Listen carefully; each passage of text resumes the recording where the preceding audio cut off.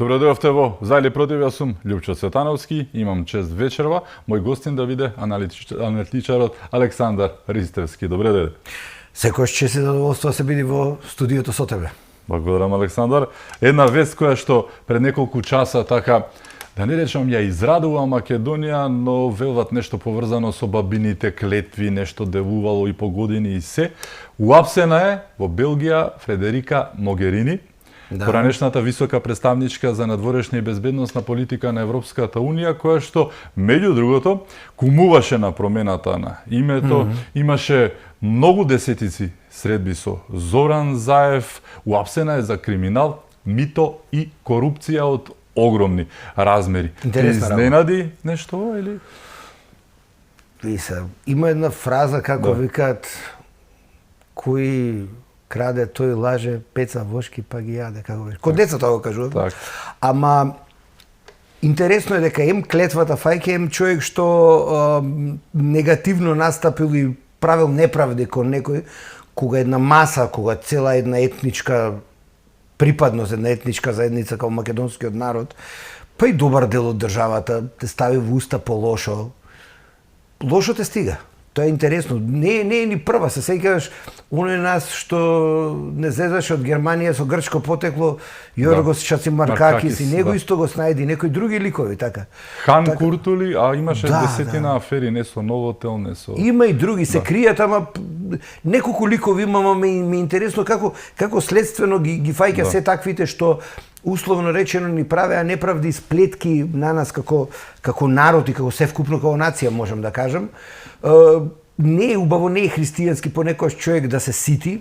Ја не го сваќам ко ситење, него само кога прочита веста така симпатично се насмеав и споделив кај мене на пејдж и реков интересни работи се случуваат, така да очигледно некои карактерни особини кај луѓе кои имаат тенденција да спроведуваат негативни, злобни, тенденциозни и асимилаторски политики кон цел еден народ, пак ќе кажам, очигледно има тенденција да прават и форми на злоупотреби и, како викаат, вистината е ко шило, ке копа, ке вопа и ке излези некогаш.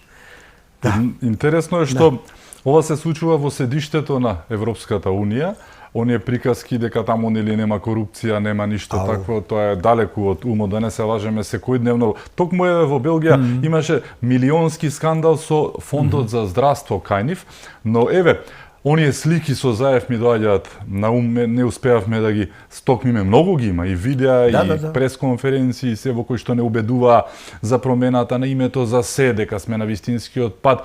Таа пред Заев да дојде на власт му инсистираше на председателот Иванов мора да постапи како што треба и да ја признае, односно заевата влада дека треба да се формира. Знаеш дека Иванов не им даваше мандатот, не им го даваше. Таа значи работеше на заевото востоличување уште пред тој да стигне онаму каде што не требаше, меѓу другото да стигне и чии што последици и ден денес нели ги трпиме. Но еве, мислиш дека кај да е ќе ги фати мајата и оние македонските и партнери во она што го направија на Македонија? Ке мора. Ако не те стигне законот, ќе те стигне Божјиот суд, како викаат. Со кој си таков си? Да, ама дефинитивно, види, едно нешто сум сватил во животот. Арам пари, арам моќ и работи кои се стекнати, постигнати и направени со неалал, кој што викаат старите, ако не удира по тебе, удира по неблиските, удира по фамилијата. Зошто јас викам, што и да правиш во животот, што и да правиш, прво треба да не се коси со твојот морал и етика денеска со еден обичен човек, тоа го зборував со еден обичен работник, ја му кажувам една работа. Многу е битно дали тоа што го правиш се коси пред се, не само со законот, него дали се коси со твоите морални вредности. Што значи тоа? Дали кога ќе направиш нешто после тоа, ради такво нешто, можеш да спиеш. Така. Се некој каже, абе има луѓе немаат гајле. Не е точно. Треба да си тежок социопат и тешко нарушена личност, да нема, затоа што секој има некакви морални вредности и морални критериуми, но свесно во одреден период решава да ги руши, да оди против себе. Кога тогаш него го оптеретува тоа? И ако не го оптеретува, му влијае врз семејството, врз брачниот другар, врз децата, врз фамилијата, затоа што види, како викаше во гениалниот филм на Раде Шербеџија од Момо Капо, Руна, кога ги учи новинарите на студии по новинарство во прва година, вика, телото, вика, не може да дозволи да мислите едно, а правите друго, вика. Мали микрокапилари, вика, прскаат во вас и што ви се случува, вика? Мал удар у 40-та, излив у 50-та и толку отидовте, вика. Затоа што ако, вика, ги рушите своите вредности и критериуми кои сте ги развивале низ животот, вика, самото тело, вика, не ви дозволува да си го лажете. Така да јас би им посакал генерално и на луѓето, и на политичарите, и на сите тие кои се opinion maker или некакви креатори на мислење, некаков фактор, да се држат до тоа што реално го мислат и реално го чувствуват. Јас, пример, почнувам од себе. Јас не би можел да промовирам нешто во што не верувам. Затоа што нема да можам да се сам со себе справам. Така да вредностите кои ги имаме во животот треба да се огледало на тоа што го правиме. Многу луѓе во изминатите години и направија лошо на Македонија, но најлошо на Македонија направија луѓе од Македонија. За личен интерес, за некакви бенефиции, за власт, за моќ и на крајот гледаме дека неславно завршуваат затоа што се испоставува дека биле измамници, дека биле сплеткароши и дека ниски игри воделе. Судот мора да ги стигне, јас предпочитам да ги стигне законскиот и сето тоа што илегално и нелегално го стекнале да им се конфискува и одземи, но доколку тоа не дојде, гледаме дека не треба многу, па ако не правниот ќе ги стигне и Божиот суд.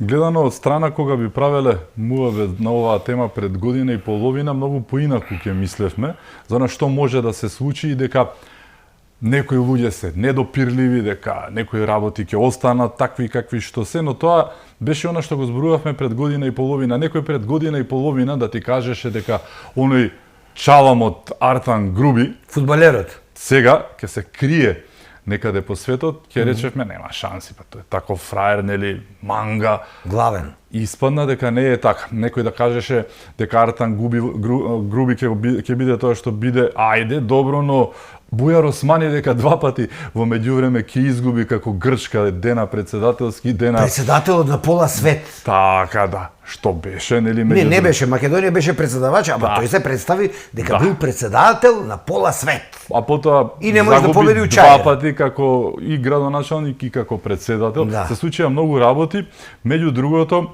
зошто да не се случи она со оние за кои што еве се уште нели, некој мисли дека се недопирливи, но полека таа фама паѓа и се разголуваат работите, демистифицирани се многу одамна, нели?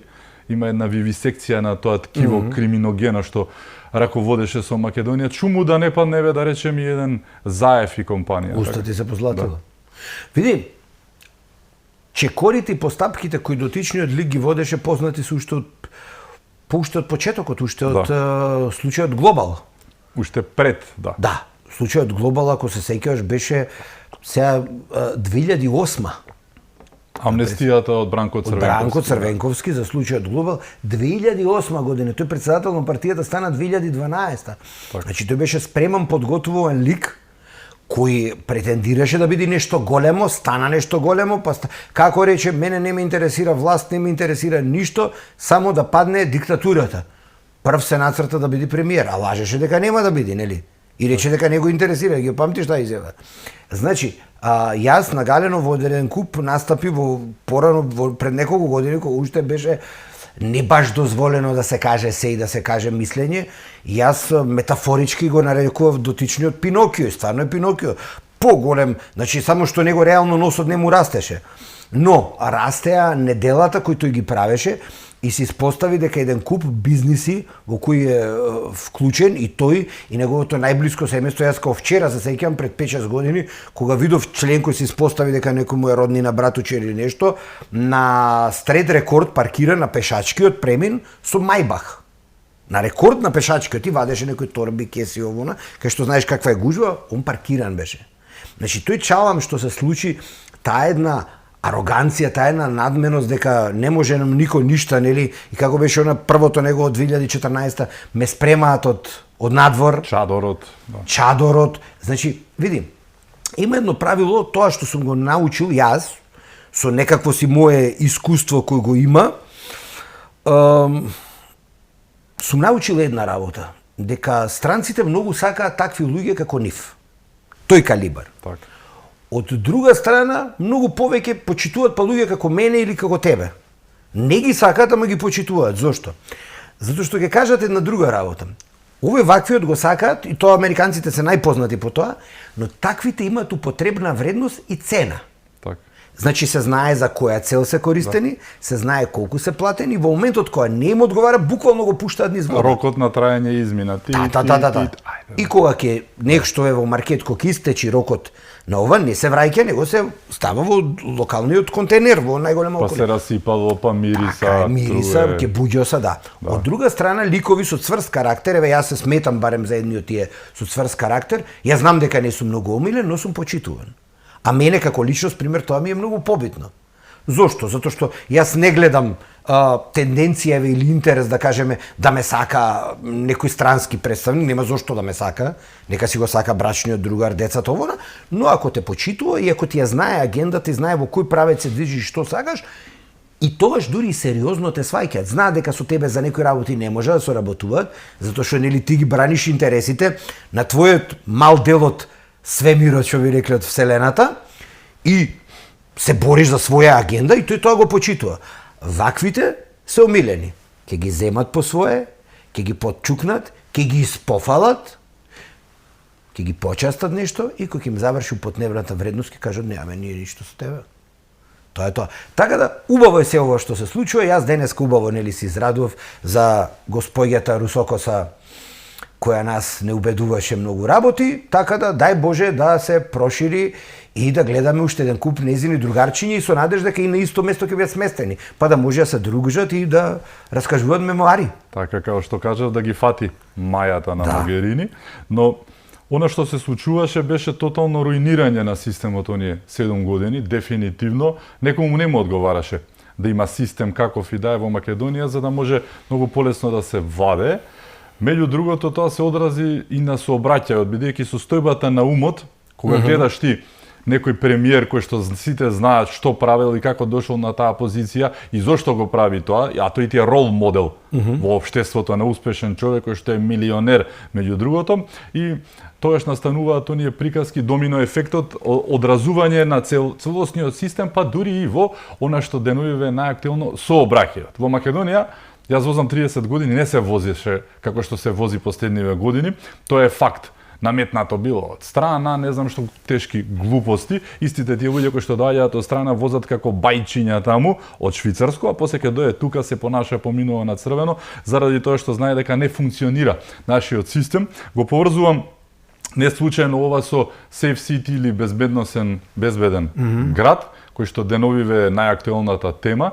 Имаме многу плачки од сите страни, но реалноста е она што е катастрофа. 110.000 прекршувања.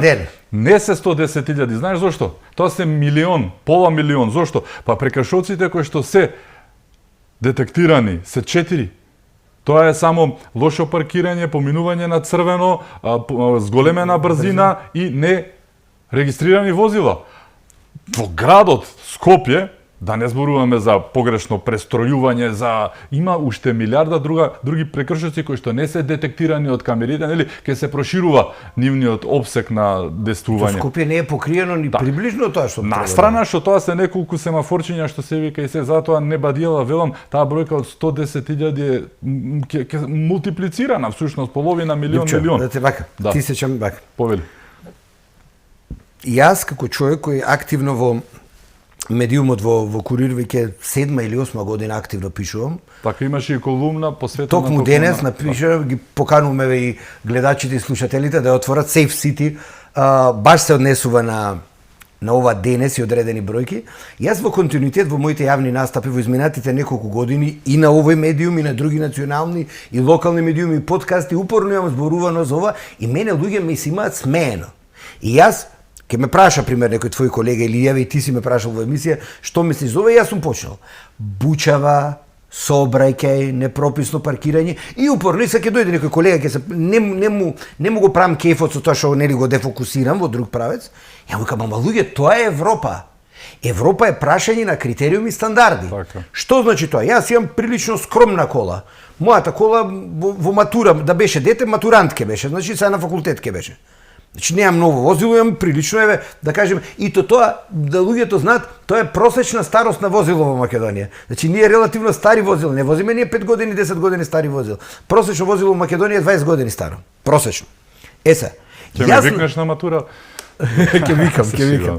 И сега, таквите возила и таквите луѓе се поодговорни. Пример, моето гаражно место кое јас го поседувам и го купив е поскапо од моето возило. Од друга страна, луѓе со по 50.000 возила коли, со джипови, со брендови, што знаеш дека на старој 40-50.000, ново е 80-100.000 возила. Ги паркираат на тротоар, ги паркираат на улица, во трева. Да. Значи, кај нив не е прашање на пари, кај нив е прашање на пркос, на чалам, на инает. Во центар на град. Аздис, во центар на град. Јас ќе ти послушам 5-6 локации во центар, слободно, каде што пајак 4 пати дневно доаѓа, по 5 пајака одеднаш доаѓаат. Пак се паркира таму. Тоа е веќе инает. Тој неки, сакаш да ми кажеш дека човек што поседува такво возило, дека не може во било која катна гаража да 1500 или 2 или 2500 месечно да не мисли и да има место сигурно? Неќе. Значи тоа е состојбата на умот. Состојба на ум, тоа е инает, ароганција и чалам. Или не ми може никој ништо. Се додека таквите луѓе ги имаме, и тоа се некои просечни медиокритети, кои или имаат пари или направиле некако пари, се замислува дека се поголеми од сите во обкружување, па на игралишта ставаат коли, па устред трева ставаат коли, кај ќе им стигни се паркираат? На плоштади. Да. Па ние имаме ситуација, каде во светот, еве ти си шетан човек, каде во светот ти си видел низ плоштад некој со мотор да вози? Кај нас секојдневно има. И уште е лут ако му кажеш. Вика, па не е кола, ама моторно возило. Коли возат па ти, не да, се сеќава што ние снимени да. Значи сакам да ти кажам, ние имаме и убаво мојата убава половина едно паметно нешто имаше кажано, вика, знаеш ли зошто многу луѓе се враќаат од запад тука, иако ништо не им фали таму? Затоа што тука вика може да прават што сакаат. И јас никош не размислов ни таа логика и сватив. Да. Овде можат, или барем досега може да прават што сакаат. Да возат лудо, да се закануваат на луѓе. Па ние гледаме од американските филмови или од европски. Ти на полицаец да го опцуеш, ти на полицаец да го навредиш, кај нас луѓето си дозволуваат се и се што, или јас порано мит имаше еден во Чаир уште пред 20 на години, локален мит и викаше, кажи му на полицаецот ако го симне капата, вика, можеш да го тепаш. Дека ако немал капа, мој лудо луѓе. Во Америка по богатите квартови, значи кога поминува полиција и тие гледаат на страна затоа што има почит. Значи тоа е институција. Но таму има и заштитни механизми и контроли, ако има злоупотреба, не дај Боже. И него ќе растуе. Тој има права да. Така е. Но кај нас ние се доведовме до една, па човече, ние доведовме закон пред 2 години каде што мораше као службено лице да се води доктор, луѓето по болници тепаа доктори.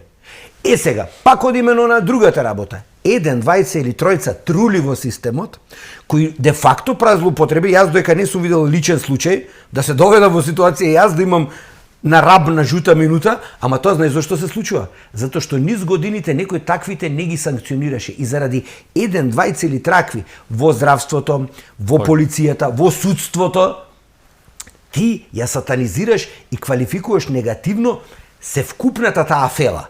А тоа е затоа што низ политичкиот систем и влијание се дозволуваше одредени, да кажеме, трули јаболка да просперираат и да го контаминираат системот. Се враќаме на сообраќајот. Сообраќајот и јавниот живот, она што секојдневие нас ние, е основа за тоа кон што велиме дека се стремиме. Тоа е Европа и Европска унија. Европа и Европска унија не е прашање на слободен пасош, работа кај сакаш. Да, тоа е дел од сето тоа. Образование, размена, Шенген, Еразмус систем. Тоа е се. Но многу повеќе е систем на вредности и на имање на мир. Каков мир? Душевен мир. Ако јас сум се жалел неколку пати во јавност за бука, за овона, и знаеш што ми рекле такви паметњаковичи? Ако не ти одговара, оди живеј на село. Види сега.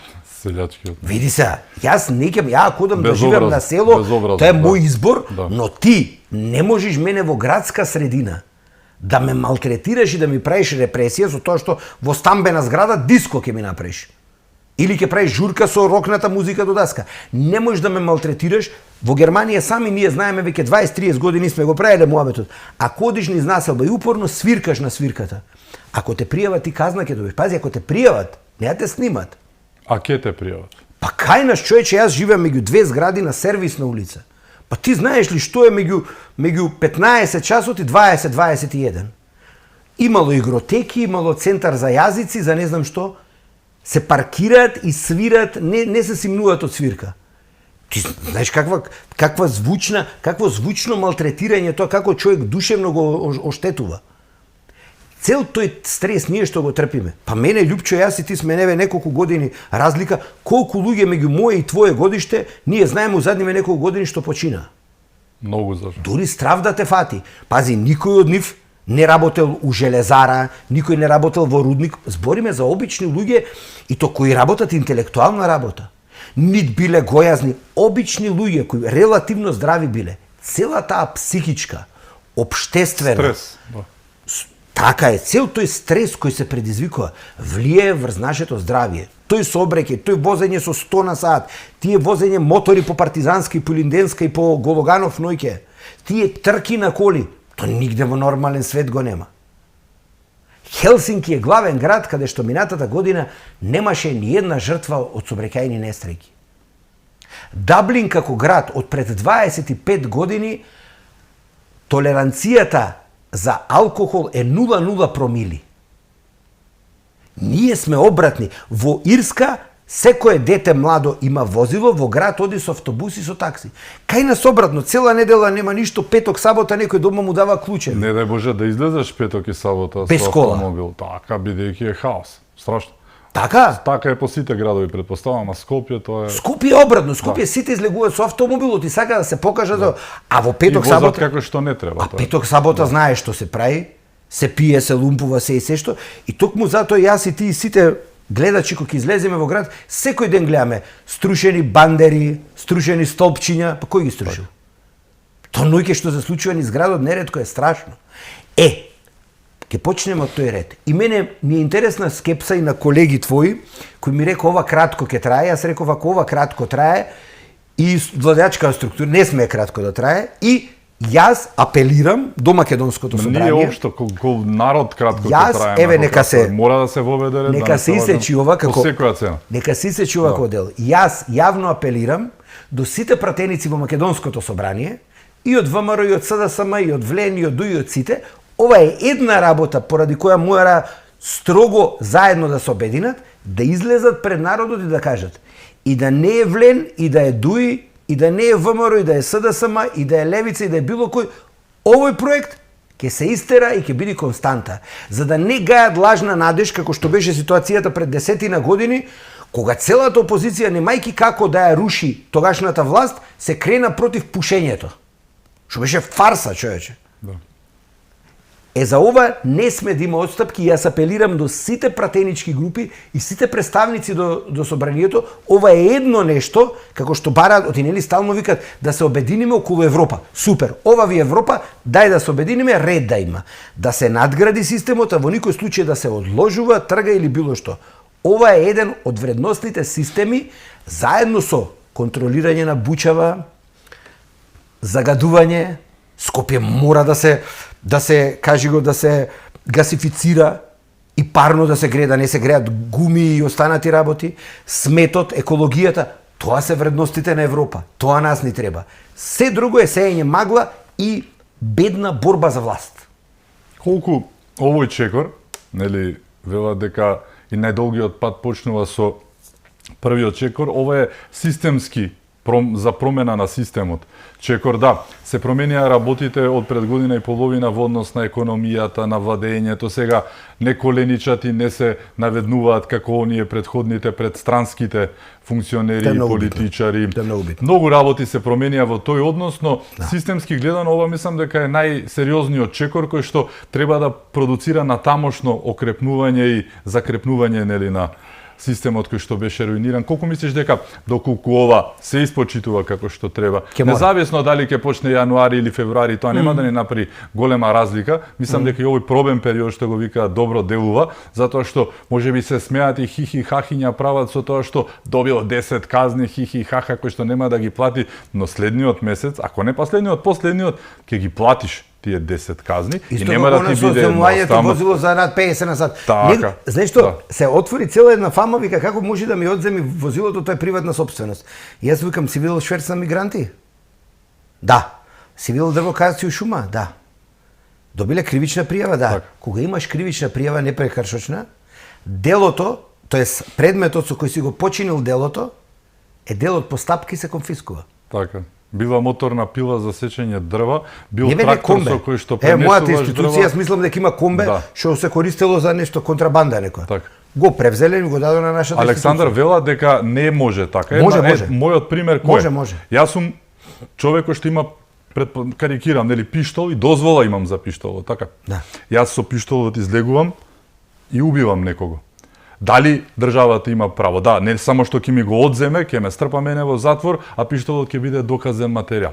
Дали ти доколку прегазиш некого или имаш со тоа што ќе возиш ти 150 на партизанска, јасна намера Да извршиш дело. убиства за убиство на некого, Па да. дали со тоа не е иста ситуацијата со пиштол? Па не ни мора да убијам некого. не е Излезам и да прекажно, тоа е пукам во јавно со пиштол кој што имаш дозвола, ќе ти го земат пиштол. Па и тоа е лична собственост, така? Да. Што е разликата со ова? Тогаш во овој момент, кога ќе го направиш ти тоа поминување на црвено, возење 150, аздисување, не знам што веќе, тоа е оружје. Не сваќаат луѓето дека автомобилот е оружје. Колку често гледаш секој ден на место каде што има две ленти полни, да преминуваат преку нив. Да, многу. Тоа сноси одземање на возачката и казна од 300-350 евра чина, но го прават тоа нонстоп. Така. А не е влезено тоа во системот сега за казните, не детектира тоа, колку што знам, Па би требало да детектира ако снима. Понатаму ке, ама мислам дека не. Види, носење појас, јас пак ќе ти кажам, јас немам богато искуство, јас сум активен возач, нешто повеќе од 3 години. Мене не ми се случило да тргнам со кола без да ставам појас. И еден ми се смее, вика, ако имаш собраќајка, вика, заглавен ќе биш, нема, јас не возам за да имам собраќајка. Добро, тоа е другото толкување како тоа е удар врз личните слободи, моје е тоа дали јас ќе загинам или не. Тука има веќе една филозофска нишка која што е многу поинаква, која што е надвор од другите работи, но мислиш ли дека еве доколку ова се спроведе како што треба, а не може да не се спроведе бидејќи тргна работава, дека ќе значи конечно закрепнување на оној руиниран систем кој што толку ни треба насушно како Сите ние го лепче. славевме, Да. цела македонска нација го славеше Еди Рама. Сите го славе Еди Рама, дека руши Дивоград, дека прави. Ја не знам човек што не ги одобри неговите потези во албанското крајбрежје и друго место. Кажете ми еден човек што не рече алал да му е на Еди Рама. Без оглед дали го сака или поддржува Еди Рама, без оглед дали е етнички македонец, албанец или што да е. Сите го рекоа истото. Се чекај, мило ти е дека во Албанија тоа се случува, не ти е мило кај нас да се случува. Сите збориме за нова легализација, нема легализација. Нема легализација. А ако нешто си изградил, злоупотребил, направил на диво, моли Бога таква состојбата да остани, но дека ќе биде ставено во систем и легализирано, нема логика.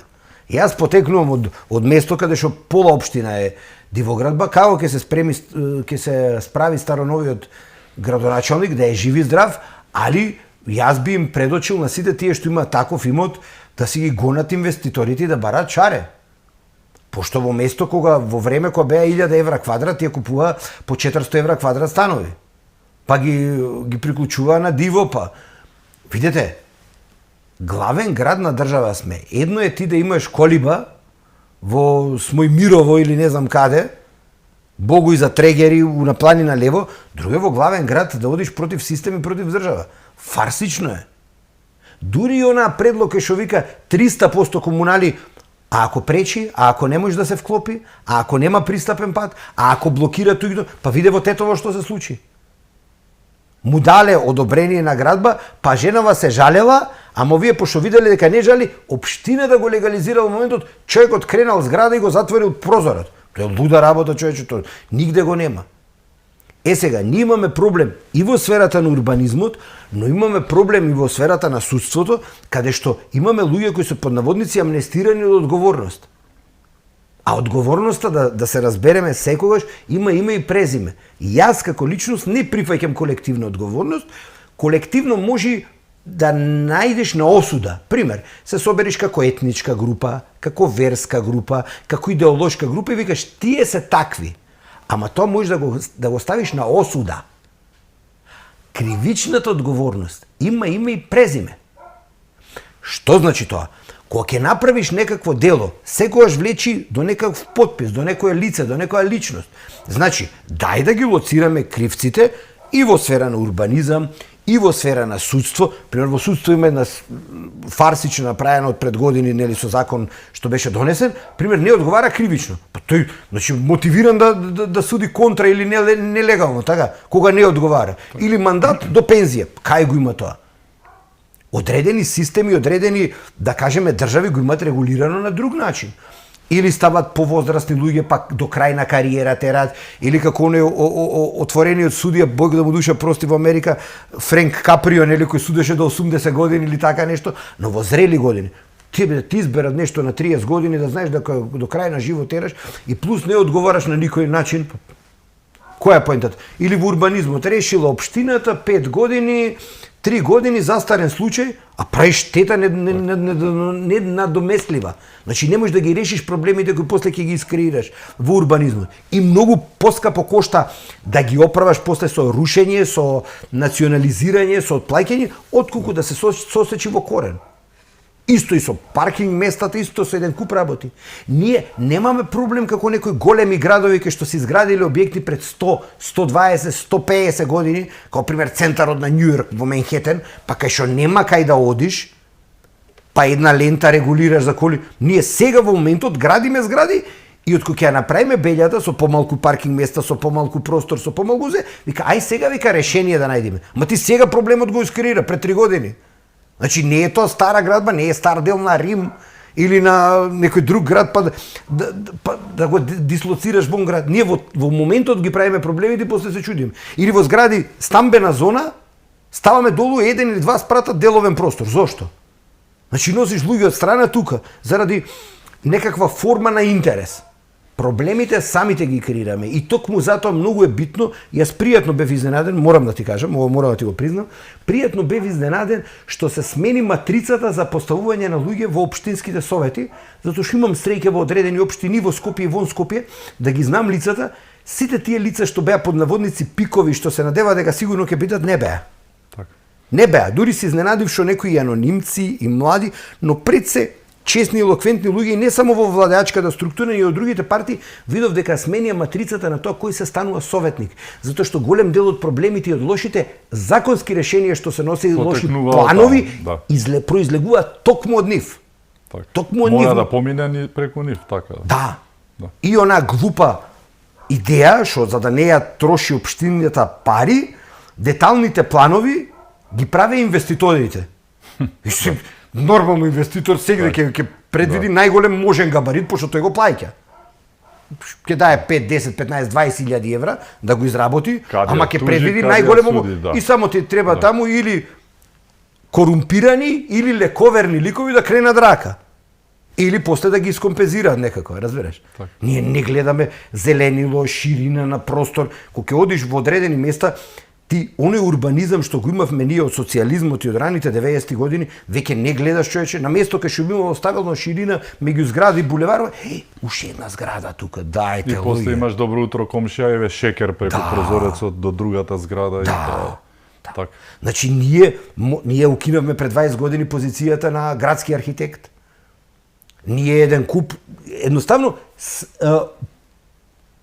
поентата е дека во многу аспекти ние направивме кардинални грешки и дозволивме истите да метастазираат. Токму затоа пред 6 години почнав активно пишував на тема изборни модели. И беше прилично интересно што гледав одредени изјави на одредени политичари кои рекоа дека токму овие изборни модели кои ги имаме нас ни беа наметнати 2002 година. Токму овој начин и овој модел кој го имаме со 6 изборни единици, со 20 пратеници. А не една, да. Така. Да, па не мора да е една. Еве јас предложив 12 нека бидат со по 10. Ама со отворени листи. Така. Имаме уште теми за отворање. Ќе зборуваме за она што се случува во Македонија најактуелните теми. Со нас е Александар Ристевски. Останете со нас, се враќаме веднаш по рекламите.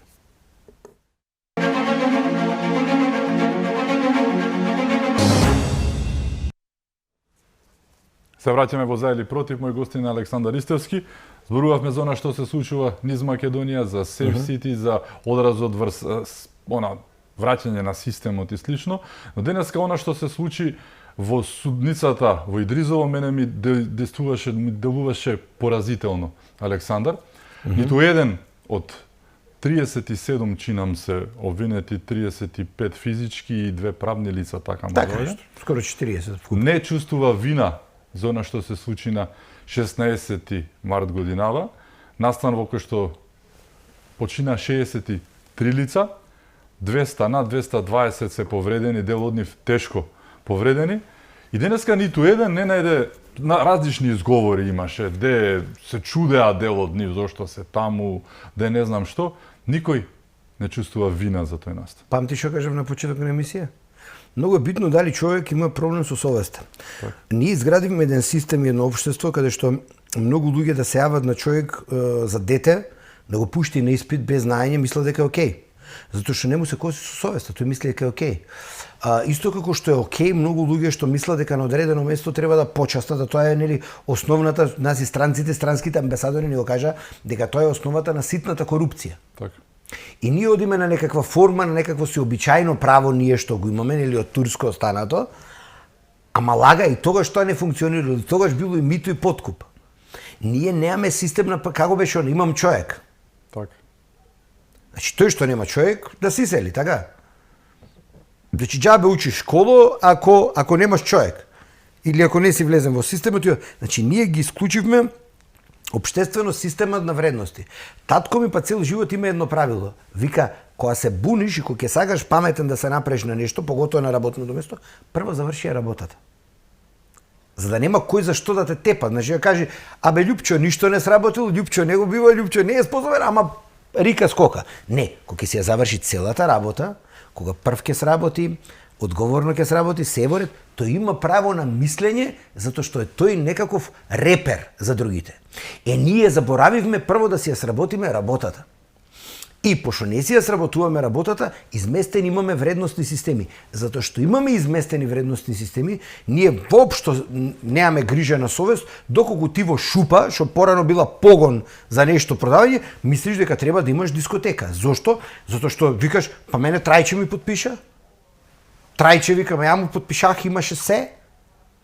Оној другиот викаш, ти му викаш крово требало да биде еве како во студиово што е направено со овие панели, овој ставил да кажеме сунгер, што гори, што е запален. И теписоните од претходната фабрика, најголемиот дел од децата почина од задушување од гасовите. Ама треба да сватиш, тој не темпирана бомба. Ама тој свати, тој не мисли дека грешиш. Според закон, било каде, еве во државен објект, во институција јас кај што работам, има нешто што се вика план за евакуација. Так. Го направија кога некој ги притисна дека треба да го има, и го има. Да. Треба да имаш алтернативен влез. Едниот излез беше заклучен со катанец. Да се живи здрав. Значи јас работам во објект 600 години стар, амам 600 години стар, има алтернативен влез. Има еден од друга страна службен, има втор за настан. Другиот провери го има. Едниот е малце заграден случајно ради некој узурпаторен имот, но постои вториот влез. Другата институција исто, сегде има алтернативи. Пази, не можеш да добиеш употребна дозвола ако немаш. 6 века стар објект, така. Некој применил, направил, го имало, зашто ти е државна институција.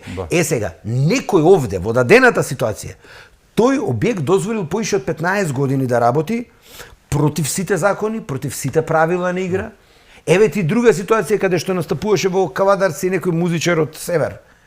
Локал кој е кафетерија. Не можеш ти во концерт кафетерија. Јас во околината, јас кај што живеам, слично се случувало. Па се чуди после сопственикот зашто некој му викал полиција. Те бенди се тоа што се случи со Лукас и со таа како се викаше босанската. Џакферовиќ, Теодора или нека друга беше. Не ги знам, искрено, да. Ама сепак се случи за промена нешто. Ама чекај, има друго. Имаме еден голем наш македонски продуцент кој го сега да не го именуваме ако не сака или било, кој носи големи светски звезди, така? Најголемиот кој организира концерти од сите. И тој вика како можам јас сите прописи, странец е странец. Значи странец од Хрватска и Босна е исто што и странец од Америка и од Канада, нема помалку А странец. ние сме поблиски од Југославија. Можеш интимно да се бидеш близок. Странец е странец. Така гледам. Сега, ако вика јас на странецот, му плаќам пари на сметка, ги плаќам во странство, плаќам толку данок, толку ова, толку она.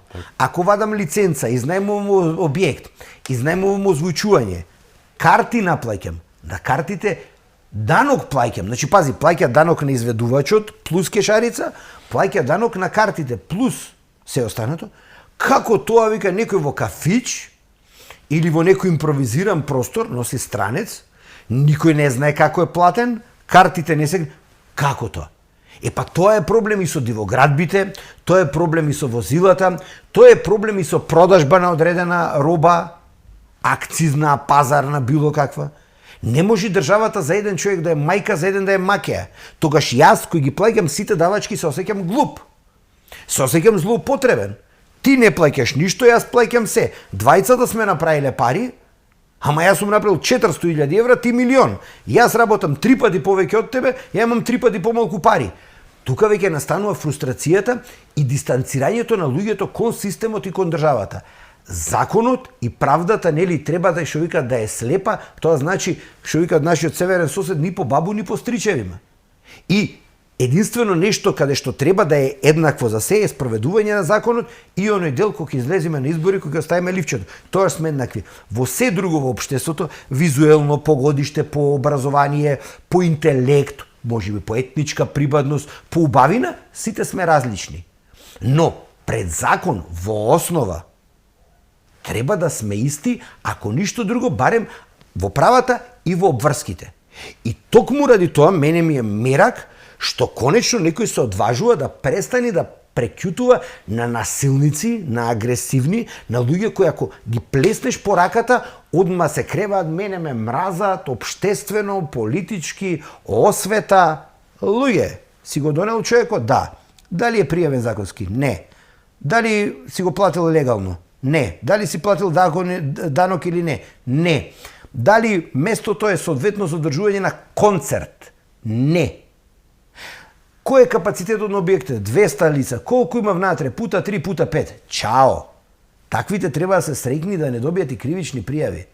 Кајнес, секој сака дискотека да поседува, а сака да инвестира во кафуле. Тоа исто ме потсеќа, јас очекувам градоначалникот на Скопје и општинските градоначалници да се позанимаваат со тие што окупираат јавен простор. Кафичот му е колку студиово, ово има изградено уште 6 и го има затворено. И на општината плаќал 20-30 денари од квадрат месечно. Не ми е гајле колку ги плаќа на општината. Јас сакам тука да пројдам пешки. Просторија за пушење. Каква е таа просторија за пушење? Има закон, нема закон. Таа агресија која настана, мене ќе ми се наѓуте еден куп наши заеднички општествено пријатели околу цигарите. Луѓе, вие имате проблем, не пушачите. На запад е забрането пушење дури на отворено. Цигарите 10 евра им се станати. 12. Ете така. Пола луѓе што се конзументи само дома можат. Па вие што смислите оние електронските вајпинг што го викаат како е? Зошто ги смислија? За да се откажете од ова другово. Затоа што многумина треба да сватат, ја пак ќе кажам, знам дека ми се лутат, ама ми е гајле затоа што тоа што јас не пушам, не влијае врз нив. А кога во иста просторија тие пушат со мене, као секундарен пушач влијае врз моето здравје. И ова најдобро намерно го кажам, затоа што сум јас бивш пушач.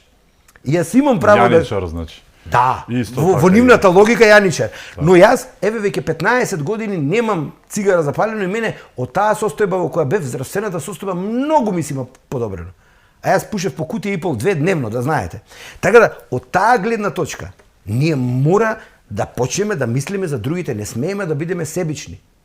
Ние се сакаме да наплатиме, сакаме да доградиме, сакаме да прошириме најбогатиот дел на градот во општината во која живеам, па и во други, еве и во центар и во куќа има, ја доградува и колата ја оставя на улица.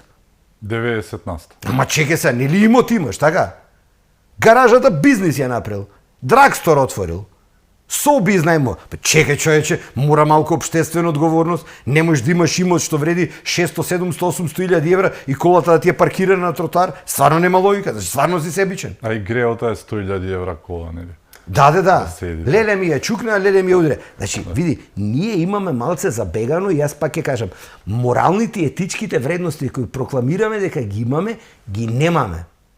Глумиме лудило, глумиме джетсет, а севкупно, планетарно, општествено, еве балкански, сме небитни. Небитни сме како ликови. Уште една Станавме работа- себични станавме, егоистични и реално јас пак ќе ти кажам, оваа Македонија која странците вика дека сме многу мил народ, многу добар народ, многу срдечен. Садниве 10-15 години веќе немам впечаток дека сме ниту мил, ниту добар, ниту фин. Го имаме изгубено тоа затоа што лакомоста севкупното општество ги исквари као луѓе. Таа некоја борба за материјални нешта, за поголемо, пограндиозно, поново. Заборавивме на душевното и на духовното. Многу се иструвме као луѓе.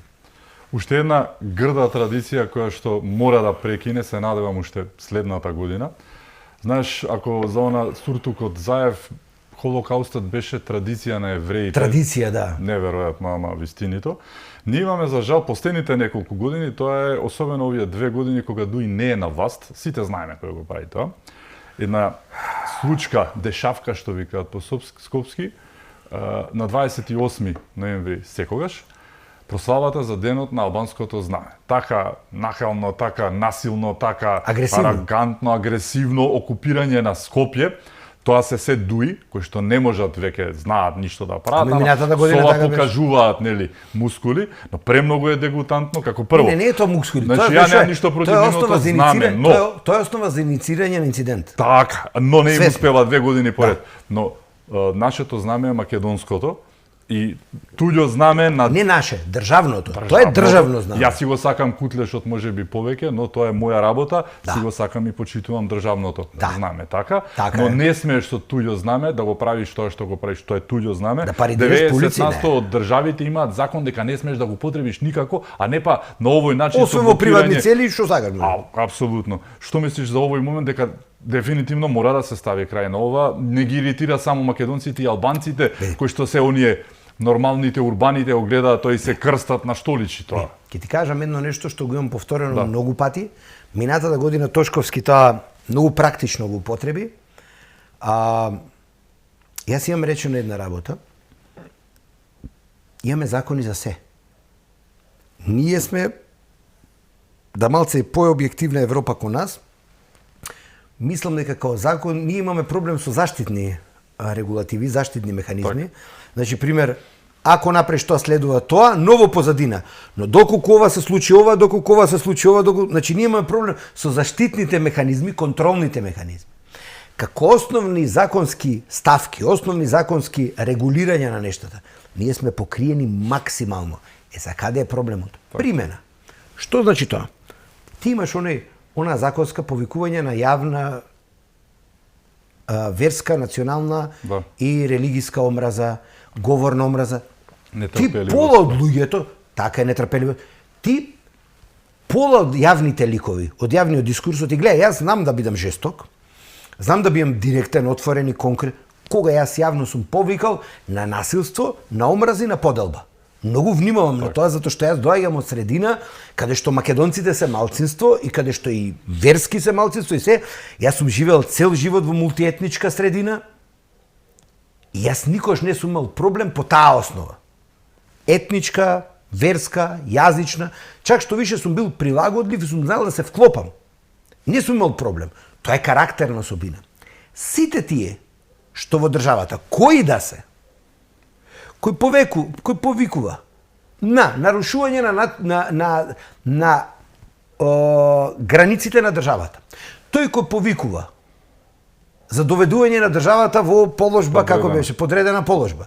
Секој тој што повикува на верска, расна и етничка нетрпеливост. Секој тој кој мене ме вика северно македонец, славо македонец, ми деградира вера ми, исто се однесува за било кој други, значи во било кој правец да се однесува. Има нешто што во оваа држава не функционира. Обвинителство. Зошто постои? Како можат, кога ќе се пријави Трајчи или Петко, одма да реагират, а за се вкупниот народ нема? Дај нека дадат отворени линии, дај нека дадат отворен контакт, Еве јас можам од минатава недела 10 примери да им дам на непознати и познати ликови кои секојдневно повикуваат навреда верска, етничка, историска, понижуваат во држава. Па нас години ни треба оној легенда на соседството со слична фризура како мене, што правеше глупости по Скопје, ден денес финансира одредена категорија на луѓе од внатре да роварат и оди по соседните држави ги деградира македонците. Години ни треба да го ставиме на црна листа. Зошто? Тоа не го прави сега, скоро 10 години го прави. Има еден куп ликови во државава и од соседството. Многу сме увиđајни, што би рекле северните ни. Ама нема тука праштање, што значи ние од тоа што сме фини или од тоа што мислиме дека некој друг ќе изреагира, абе братче, кршиш закон. Луѓе се жалат од тебе. Бам, бам, бам. Исто и за дел од политичариве што одредени законски одредби не ги почитуваат или што ги прават одредени пропусти. Фино, лепо, дајте да може полесно да се пријави, ама не мене да ме кој се јавува, кој си ти, дај ми шо ќе ти се мој податоци. Треба да и да допре тој гласот. Има 3000 видео од она што се случуваше минатиот период, толку минатава недела на Сополиња. Тие самите треба да иницираат случај, не мора никој да им пријави, не? И сега кога ќе се случи таква ситуација, си имаш црно на бело, видео, фотографии, текстуални пораки, документација кој може да ги инвентира и граѓаните, и полицијата, и самото обвинителство, или некој истражен судија што е нели за прекршоци било што, и по службена должност да постапи по истото. Сега, кога одредени луѓе што креираат јавно незадоволство и проблеми во општеството, кога ќе му се залепат 1, 2, 3, 5, 10 пријави, да видиме дали подата му ќе постапува. Затоа што ние, нас, системот, душата, здравието ни го рушат такви луѓе, кои не му даваат на обичниот народ да има мир. Не му даваат на обичниот народ да отиди на работа, да заврши со обврските, да си дојде дома и да се погрижи, да се сака, да се гушка со најблиските. Да може да излези. Ние одиме на стадион еден скандира за едни за други, менјува име на стадион, ваши, наши, знамења, луѓе немаат желба на спорт да одат. Јас сум еве као почнувам од лично себе, најголем љубител на фудбалот, јас станав селективен на што одам. Селективен станав на кои утакмици одам, затоа што знам дека повеќе ќе биде мачна атмосферата отколку да уживам во спортот. Па сегде во нормалните држави човече семејно одат, со девојки, со деца, со родители, цело семејство оди. Па на тие стадиони или тие спортски сали имаш хот-дог, пуканки, крофни, кај нас одат да се туркаат, да пијат, да викаат. Затоа ние не можеме да ги развиеме одредени работи. Ако почнеме да размислуваме вака јас кој што велам, тогаш целиот систем ќе стани поубав за сите, луѓето ќе бидат посрекни, ние сме нервозни луѓе. И почнува пак од она. Собрајќа, бучавата, квалитетот огледало на душата на живењето, на состојбата на умот. Да. Зошто се радувам на автопатите и на возовите? Кој меѓу другото, кој знае за градскиот воз, еден сум од тие иницијатори кои уште пред 4-5 години пишуваше, сум пресреќен што ова се тера, исто и со развојот на железницата. Зошто? Абе зошто кој човек да не можеш да си седнеш, еве, да живееш во Зелениково или да живееш, еве, дури како се викаше она, од кај што е Љуѓзимо на горе, како се викаше Радуша. Так. Зошто да не оди градскиот воз, еве, не до Волково, до Радуша да оди? Тие луѓе се богуи за трегери 30 км од Скопје, човече, а имаат пруга, имаат воз во самото село. Зошто утре, после година, 2, 3 или 5 од сега што е? Зошто се мачат со приватни комбиња, па да слегуваат до Ѓорче, па тоа? Зошто некој жител од тоа село е у Радуша, да не може да си дојде, да си плати карта 50-70 денари и да го донесе во железничко Скопје. И ако треба на Бит пазар да оди, ќе оди 500 метра, километар пешки.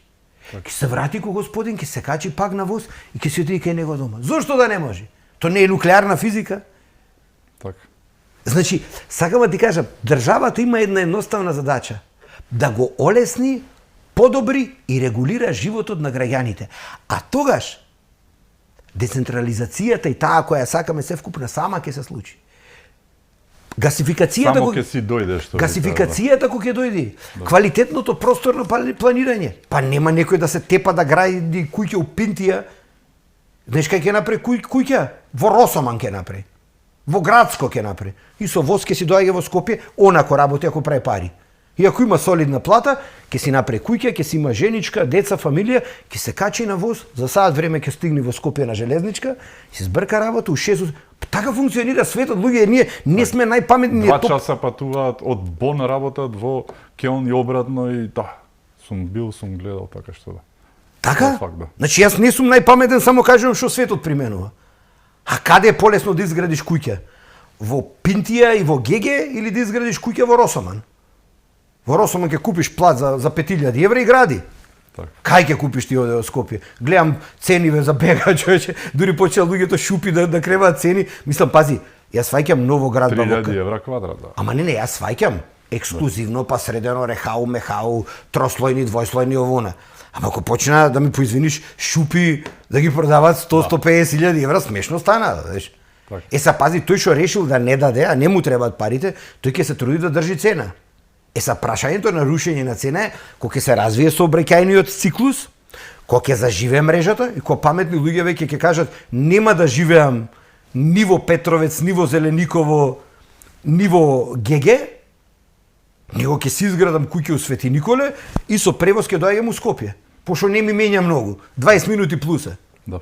Ама тогаш кога ќе знаеш дека можеш да дојдеш во центар град, да профункционираш и да си отидеш. Сега нема шанса. Ти не можеш да излезеш од град. Еве си пробал у 4 у 5 пример во центар да си, во 4 во 5 да излезеш на Кекуманово. 1 сат ти треба да излезеш од градот. После е лесно. Патуваш 20 минути до Куманово потоа да. Да. Так. А не можеш да излезеш. Така. Тоа ти благодарам што беше мој гостин. Интересна Многу емисија. теми, да, се надевам. Ти Да. благодарам уште еднаш, ми беше чест. Секогаш ми е задоволство. Исто така. И благодарам и вам што бевте со нас, да сте неживи и здрави и секако чувајте се многу.